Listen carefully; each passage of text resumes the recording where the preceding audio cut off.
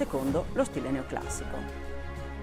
Furono qui accolte le più pregevoli opere d'arte appartenenti all'edificio precedente, quindi tra tutte ovviamente la Pala dell'Altare Maggiore, opera di Tiziano Vecellio del 1547.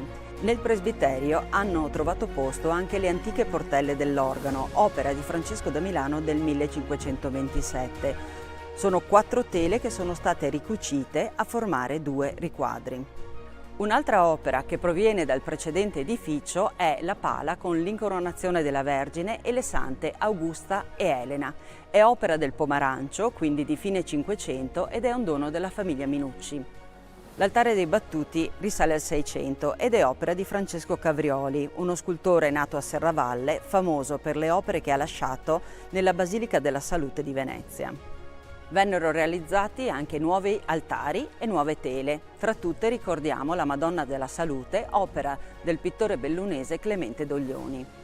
Tra 800 e 900 furono realizzati parecchi interventi. Tra tutti ricordiamo il grandioso soffitto con la Natività di Maria, opera di Giovanni Battista Canal, che con il suo effetto di sfondato collabora alla percezione di vastità e di ampiezza che questa chiesa trasmette. Notiamo poi l'organo Callido del 1822. Al 1832 risale invece l'altare del Santissimo, un'opera progettata da Giuseppe Segusini e realizzata con il contributo anche di Marco Casagrande, valente scultore di Campea di Miane. Il battistero è opera dello scultore Paolo Possamai di Solighetto ed è datata al 1904. Nello stesso anno è stato realizzato anche l'altare che racchiude l'opera di Paolo Paietta, un valente autore serravallese che dimostra qui tutta la sua intensità nell'operare nell'arte sacra.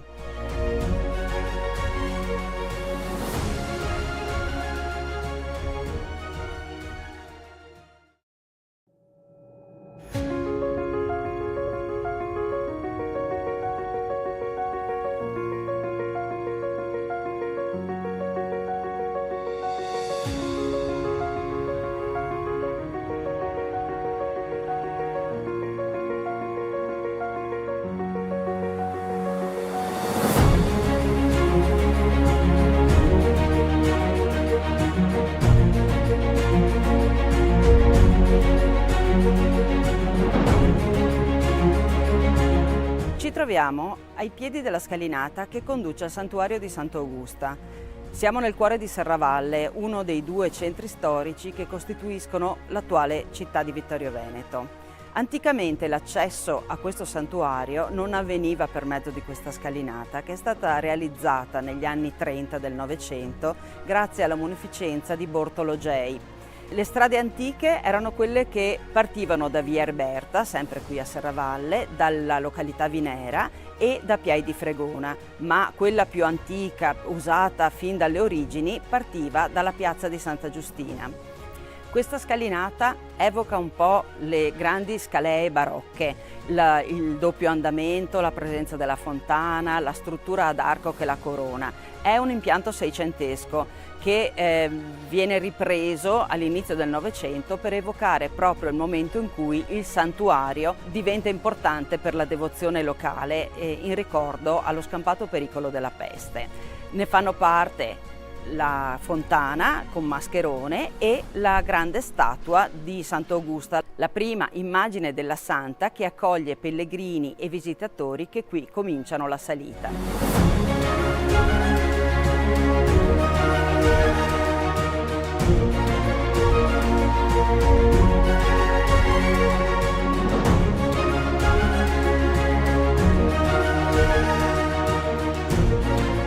Percorsi i gradini della scalinata che ci conducono verso il santuario, siamo accolti da Sant'Augusta.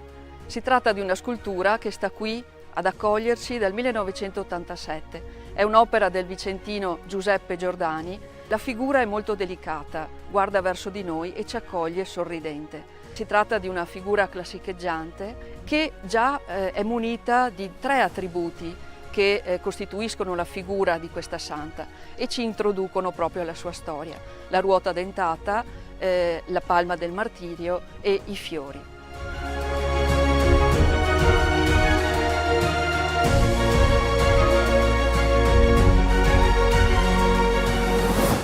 Con gli arconi e la statua della Santa si conclude la porzione voluta dall'ingegner Cordusio. Da adesso cominciamo a percorrere la scalea seicentesca che viene introdotta da un percorso a zigzag ad acciottolato.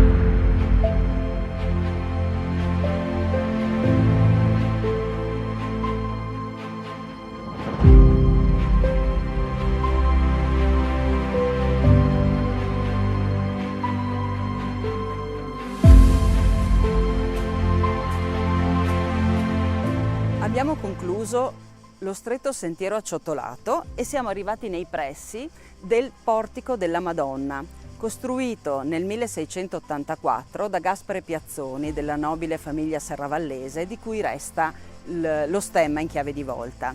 Da qui comincia il percorso vero e proprio del nostro Sacro Monte.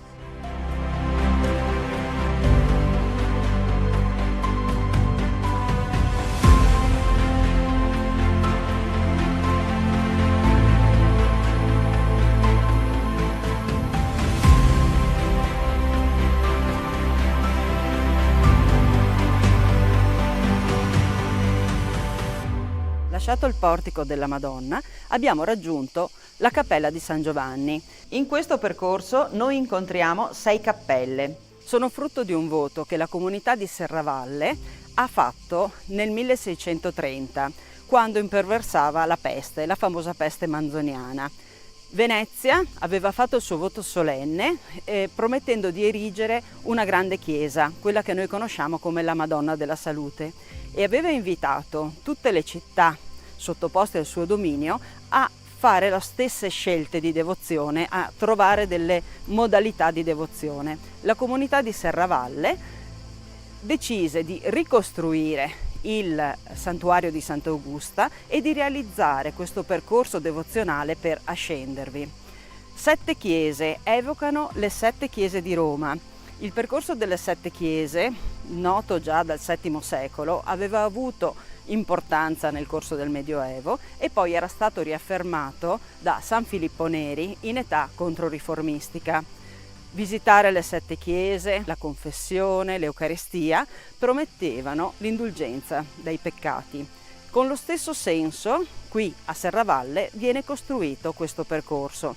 Le chiese sono un ricordo di San Giovanni in Laterano, San Pietro, San Lorenzo, San Paolo fuori le mura, Santa Maria Maggiore, che per noi è l'inizio del percorso che parte appunto dal Duomo di Santa Maria Nova, infine Santa Croce in Gerusalemme e San Sebastiano. Queste erano le chiese principali di Roma e le devozioni si sono conservate anche in queste cappelle serravallesi che segnano il percorso di ascesa al santuario di Sant'Augusta. Hanno tutte la caratteristica di avere la pianta centrale e di avere una grande porta d'ingresso e poi una porta laterale per l'uscita, perché i grandi flussi dei pellegrini avevano suggerito questa soluzione.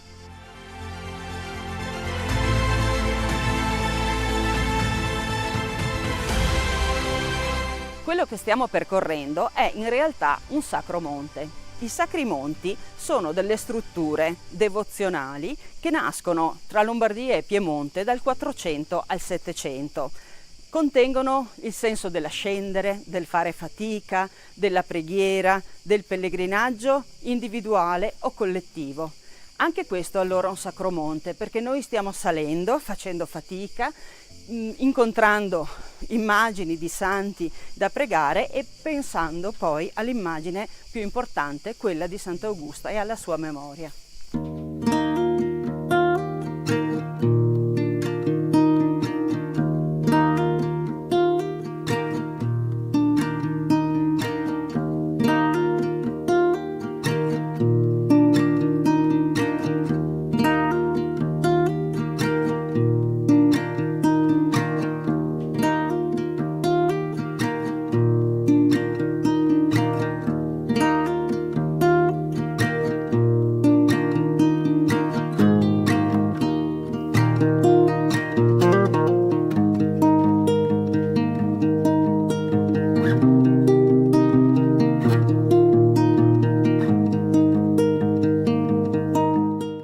Siamo giunti ad un punto cruciale del percorso verso il santuario. Tradizionalmente in questo luogo è avvenuto il miracolo. Sant'Augusta scendeva insieme alle sue ancelle con il grembiule riempito di pani per fare la carità nella città di Serravalle. Incontrò il padre insieme ai suoi bravi. Il padre intimò di aprire il grembiule, convinto che ci fosse qualcosa legato all'ispirazione verso la sua carità. In realtà la santa, aprendo il grembiule, vide che non erano pani, erano fiori. In questo luogo c'è questo segno ottagonale a terra e è impossibile non vederlo passandoci, è al centro del passaggio dei pellegrini, ma dal 1954 è stata eretta anche una cappella con un'immagine di Elio Casagrande che ricorda proprio il miracolo e una iscrizione che dice: aperse il manto, i pani erano fiori.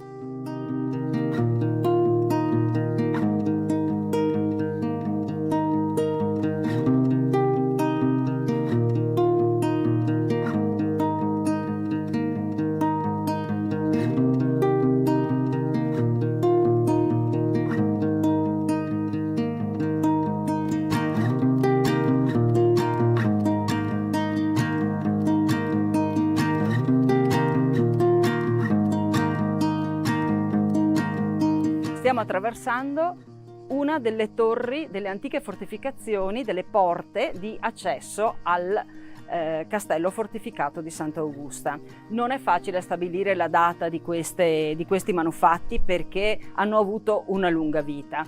Esistevano 3 porte di accesso, quella meridionale verso Serravalle Vinera, un'altra che non esiste più verso Pradal, e poi nella zona soprastante il santuario esisteva una serie di fortificazioni per la strada che conduceva verso Piai e Fregona. La traccia più importante di quelle fortificazioni è la cosiddetta Turris Nigra, la Torre Nera, ma che è una fortificazione di età veneziana e che era alta però fino a 40 metri e quindi da lì si dominava davvero tutto il territorio circostante.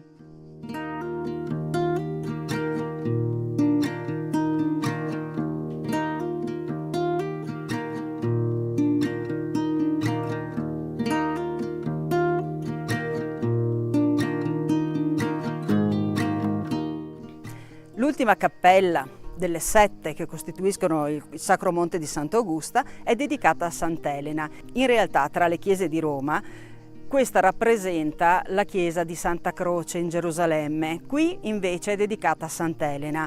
Il legame tra la croce e Sant'Elena evidentemente è stretto perché fu Sant'Elena a ritrovare le croci di Cristo, ma la scelta di dedicarla a Sant'Elena è legata alla devozione che la famiglia Minucci aveva per questa santa. Questa cappella dei Minucci è stata poi curata a lungo dalla famiglia di Giacomo Camillo De Carlo, che viveva nel palazzo dei Minucci di Serravalle, e le tracce archeologiche qui intorno attestano che questa chiesa sorge sui resti di un'antica torre di fortificazione, forse proprio di un'antica torre del castello di Madrucco. Dalla cappella di Sant'Elena il santuario si raggiunge in pochi passi, in pochi gradini, non proprio pochi. Si tratta di una lunga scalinata costruita nel 600 che permette di raggiungere velocemente il santuario. Abbiamo quasi concluso il nostro percorso, manca quest'ultimo strappo e molti di coloro che durante l'anno, in tutte le ore del giorno, salgono verso Sant'Augusta lo fanno anche per mantenersi in forma, sfruttano questo percorso per la propria salute fisica ed è uno sforzo ed è una sfida percorrere quest'ultima scalinata saltellando in velocità tra un gradino e l'altro.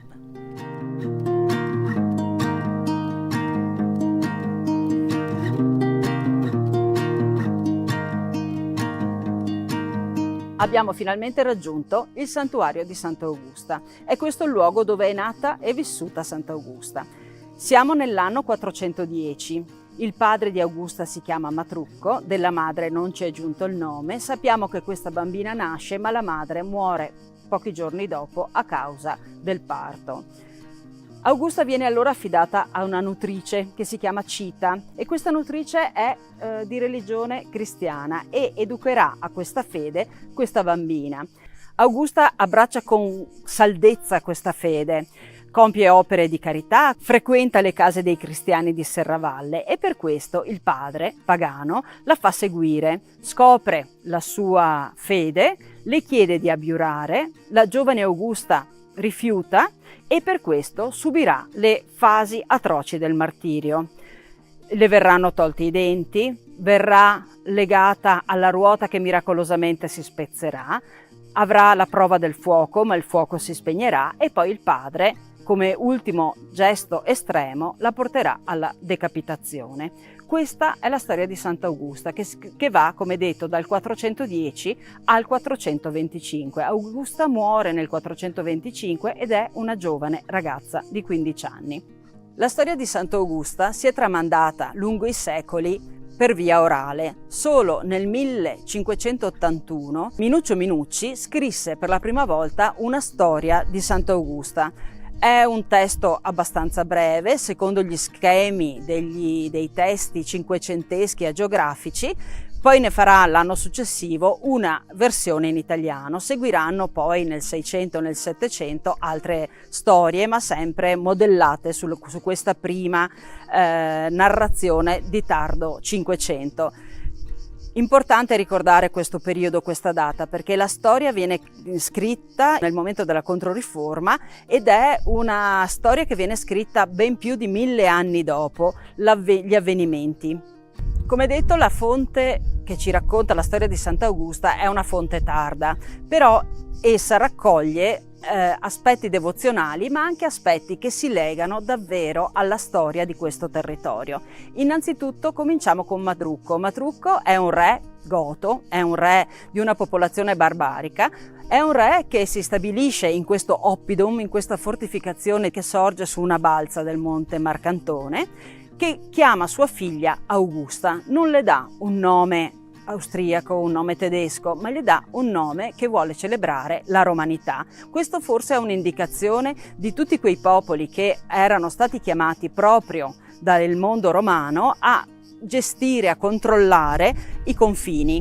Un impero romano con dei confini troppo vasti che non riusciva più a controllarli, che si fida dei condottieri che hanno sotto di loro, al loro comando, delle armate e che possono controllare una porzione di territorio. Forse questo è Madrucco.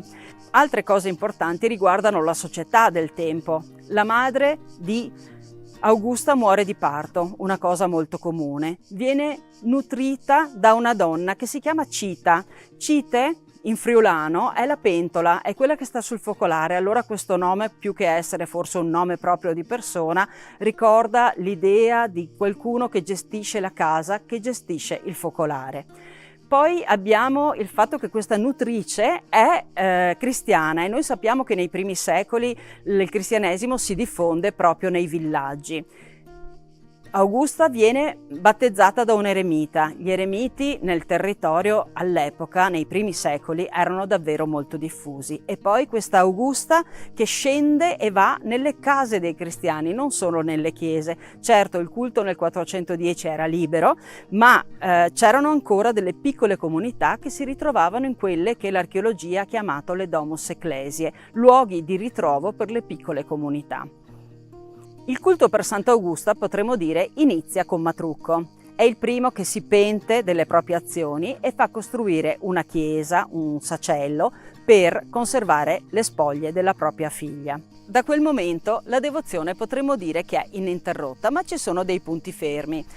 1199 i trevigiani mettono a ferro e fuoco questo territorio e in quell'occasione i serravallesi nascondono le preziose reliquie di Sant'Augusta, che verranno poi dimenticate, perse, non si sa più dove sono state nascoste. Nel 1450 finalmente il podestà di Serravalle, Soranzo, decide di mettere a posto i ruderi del castello e la cappellina che qui esisteva. In quell'occasione, è il 27 marzo 1450, vengono scoperte le spoglie di Sant'Augusta e anche nei giorni successivi si fanno altre scoperte importanti di altre reliquie, in particolare quelle di San Biagio e di San Pellegrino. Nel 1450 abbiamo quindi l'erezione della nuova cappella di Sant'Augusta, che resterà tale fino al 1630, quando viene fatto il nuovo santuario.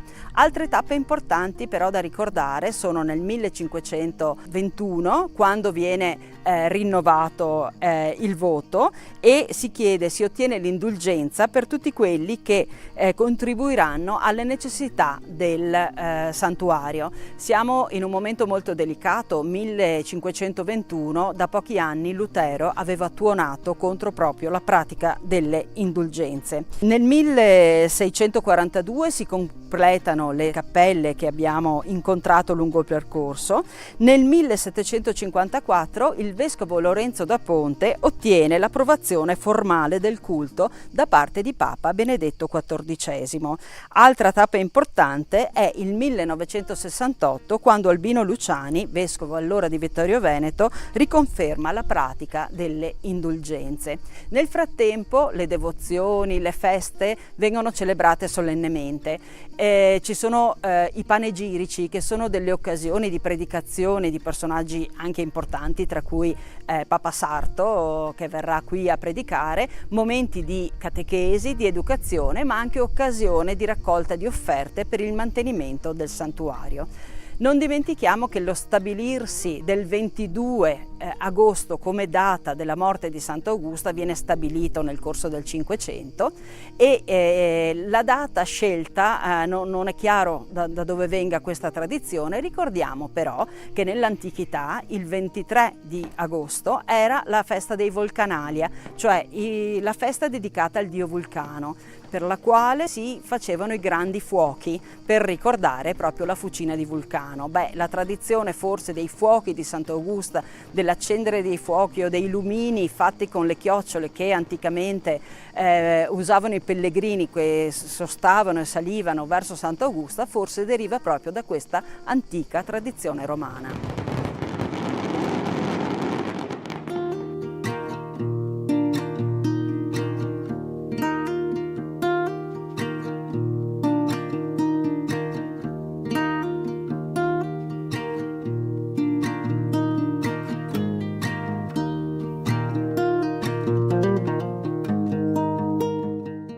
Siamo entrati nel santuario, lo osserviamo nel suo aspetto seicentesco e la parte decorativa risale però a interventi successivi databili anche alla fine dell'Ottocento.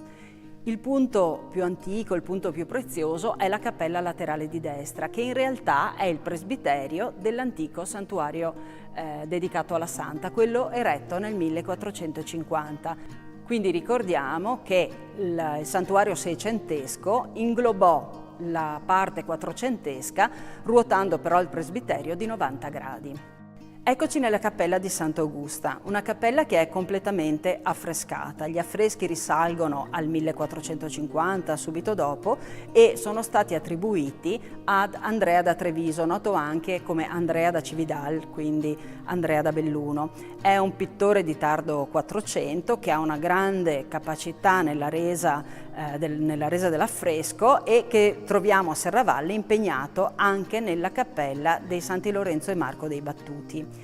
Perché questa cappella si lega proprio alla presenza dei Battuti, questa confraternita testimoniata a Serravalle fin dalla fine del 200, che sarà incaricata della gestione e della cura di questo santuario dalla sua costituzione, quindi 1450, fino all'arrivo di Napoleone, dove il patrimonio tolto alle confraternite passerà alle opere pie. Successivamente, con il concordato del 1929, il santuario ritornerà alla parrocchia. Nel 1937 verrà istituita la figura del rettore del santuario. Sulla parete di destra di questa piccola cappella, seppur frammentario per l'inserimento di alcuni elementi come una finestra e un tabernacolo per gli ex voto, abbiamo l'immagine di Sant'Augusta. Sant'Augusta si rivolge ai fratelli Battuti, che sono spinti in avanti, portati verso Sant'Augusta da San Lorenzo,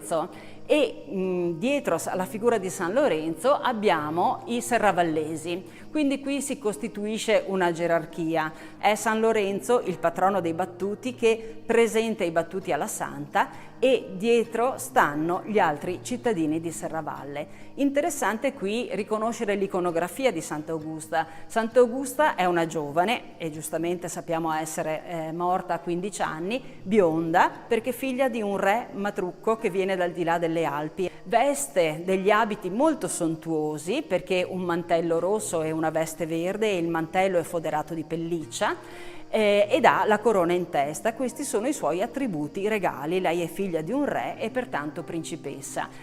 Sulla parete di fondo la lunetta è campita dalla presenza del Cristo crocifisso con le immagini degli strumenti della Passione. Questa si chiama l'Arma Christi ed è un antichissimo modo di raccontare la passione di Cristo attraverso proprio gli strumenti didascalicamente narrati. Ci sono i dadi, ci sono le vesti, i flagelli, colui che proferisce ingiurie, la scala, il velo della Veronica. Questo antico modo di raccontare la passione di Cristo verrà nel Settecento abbandonata a favore del sistema delle 14 stazioni della Via Crucis. L'altare dedicato a Sant'Augusta in questa cappella laterale è una struttura abbastanza complessa.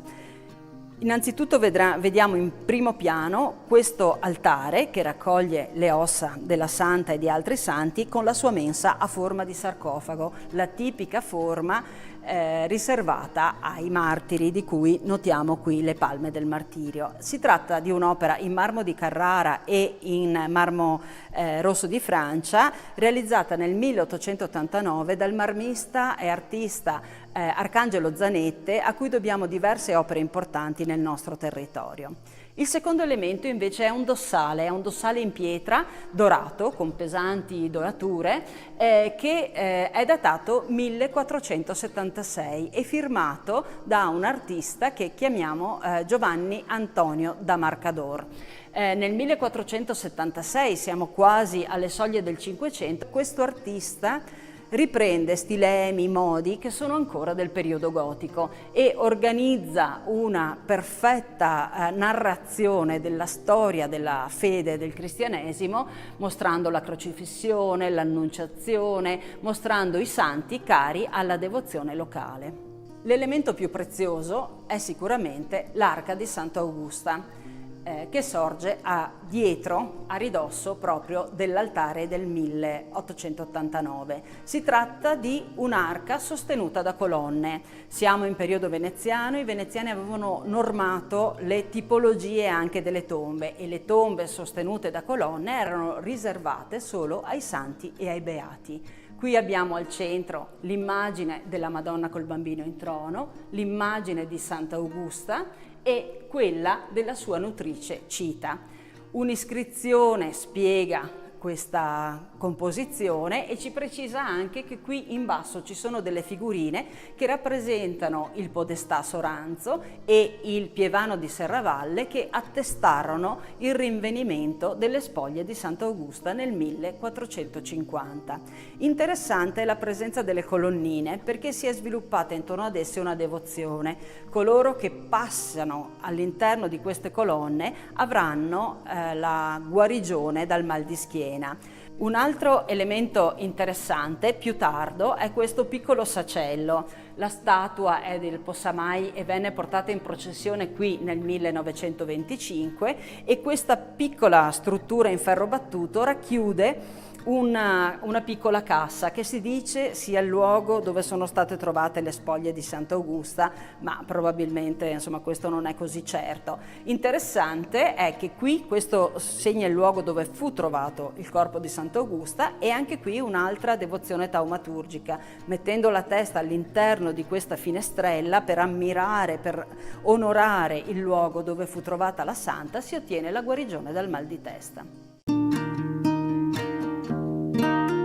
La cappella di Sant'Augusta è il cuore del santuario. Qui troviamo l'arca della Santa e il sacello con l'urna. Questo spazio per noi si fa libro e così le pareti, gli intradossi e le vele del soffitto divengono pagine aperte sulle scritture, sulla devozione locale, sulla committenza. L'intervento pittorico risale alla metà del Quattrocento ed è assegnato al pittore Andrea da Cividal di Belluno, noto anche come Andrea da Treviso.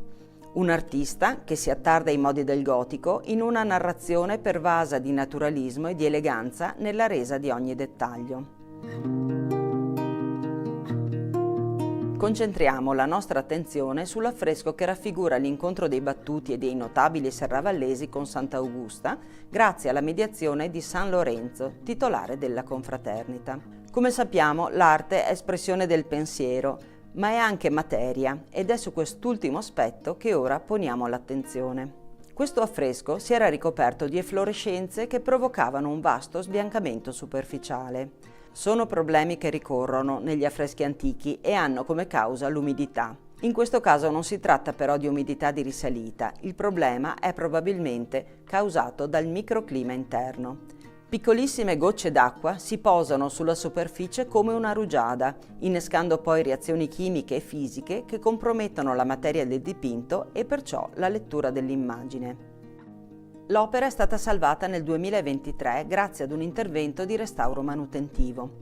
Dopo le indagini chimico-stratigrafiche per il riconoscimento dei sali presenti, le efflorescenze sono state accuratamente rimosse. La pellicola pittorica è stata consolidata e ogni lacuna risarcita a stucco con sabbie, polveri di marmo e diversi tipi di calce. Da ultimo c'è stata l'integrazione pittorica d'acquerello, perciò rimovibile, al fine di dare all'immagine una lettura più completa possibile. Oggi apprezziamo finalmente questa vivida scena. Ecco Sant'Augusta. Le lettere che compongono il suo nome sono delineate in bianco ai lati dell'aureola, come nei dipinti medievali.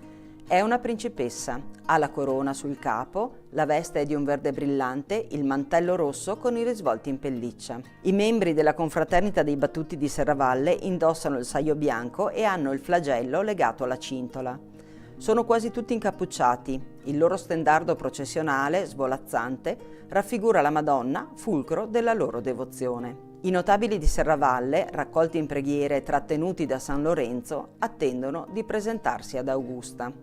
L'opera si raccorda con le altre qui presenti. Sulla volta vi sono gli evangelisti e l'agnello mistico, sulla parete di fronte la Madonna col bambino in trono, mentre sulla parete di fondo ecco l'Arma Christi, Cristo crocifisso e ad uno i simboli della passione. Restaurare è un processo minuzioso che ha bisogno di competenze tecniche, di manualità, di pazienza e soprattutto della sensibilità del restauratore. Ma solo così le opere, pur senza perdere i segni del tempo, tornano a vivere e potranno avere un futuro.